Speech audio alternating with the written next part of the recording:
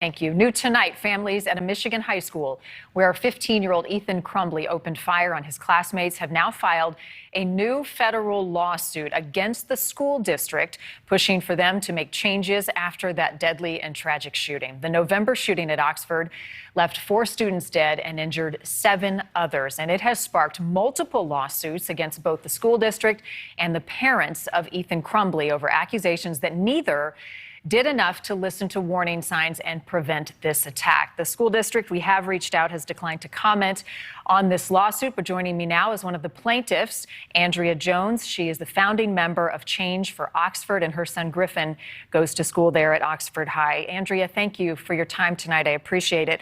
First, I'd like to start with Griffin, because reading some of what you have said in the past, he's had a very, very tough time getting through the day because of some of the triggers, particularly the school day. Take us through the last 7 months for your family and your son.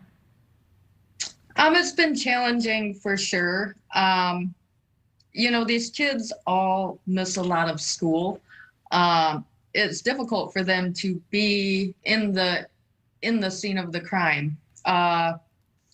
In particular, their 5th hour, they're still in the same classrooms and hallways that they were in when the shooting took place. So that is a big trigger for them. For my son in particular, it can be anything from, someone running in the hallway to a door slamming, and that can be a trigger. Also, eating in the cafeteria for a lot of these kids is difficult. So every day is a challenge, and, we do have good days sometimes, and we have bad days sometimes, but overall, I mean, he's doing well, but the trauma takes its form in many different ways, and sometimes you just don't see it coming. Does he talk about it much to you? Not so much about the trauma, but we do talk about the case in general, and what the situation and the feeling is like at the school. And I think that helps. We've done that from the beginning. I think openly talking about it and that, holding that in helps a lot. Well, let's talk about this lawsuit, Andrea. It does cite a lack of action since the shooting on the district's part. The district has taken some steps increasing security. The clear backpacks is something we've reported on. What more do you want to see? We want the unbiased third-party review so that we can look at what went wrong that day so we can adjust the policies so that it doesn't happen again. That's the first thing that we need to do. We also need to be looking at the policies and adjusting them so that students that have mental health issues are not sent back to class with the other students. We also need to review our backpack search policies. When is it okay to do that? And also bringing our resource officers into the conversations when you have a student who is showing signs of being in mental distress. As far as security within the building, we do want to see stronger security in the physical form, in metal detectors, as well as having armed guards in the building, and a strong presence for that. Our kids' bathrooms in particular are a hard area for us. A lot of the kids don't feel comfortable using the restroom, so that's a big issue. And then grades as well. They can't focus, and how can you be expected to learn when you're in constant fear for your safety?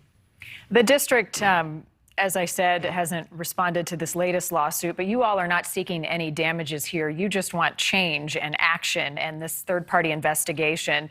Have they been receptive to some of the demands so far? Not really, to be honest. In the beginning, when we approached them, we had contacted a group called the National Center for School Safety. And what they do is they study data and they offer grants to school districts and businesses.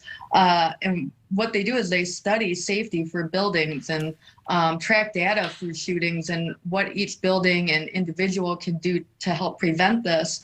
And they did reach out to our then superintendent, but did not receive a response. And then we brought it again to them back in April, I believe it was. I believe they've just now started to communicate with them, but it's been quite a while.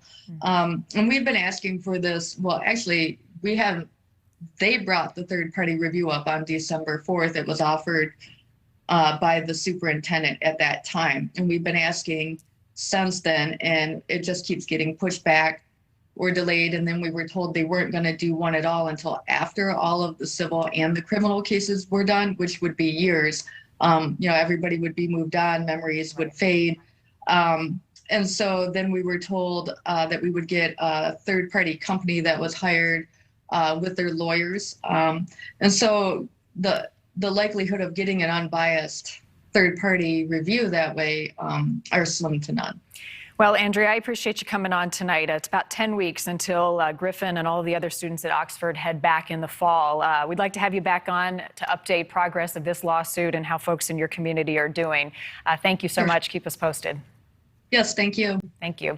Thank you for watching. Go to newsnationnow.com to find NewsNation on your television provider. And don't forget to click the red subscribe button below to get more of NewsNation's fact-driven, unbiased coverage.